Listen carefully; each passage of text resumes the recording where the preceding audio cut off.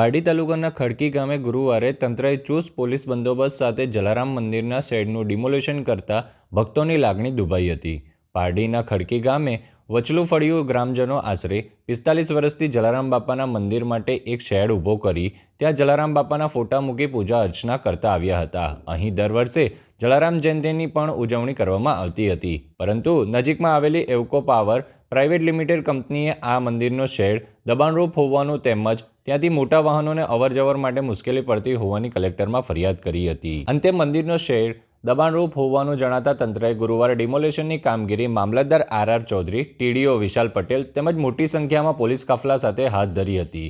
Demolition કામગીરી હાથ ધરતા ભક્તોની આંખોમાં આંસુ જોવા મળ્યા હતા. એક સમયે ભક્તોએ વિરોધ પણ કર્યો હતો, પરંતુ તંત્ર સાથે સ્થાનિક ભક્તો લાચાર બન્યા હતા અને જેસીબીથી શેડ ડિમોલિશન કરી દેવામાં આવ્યું હતું.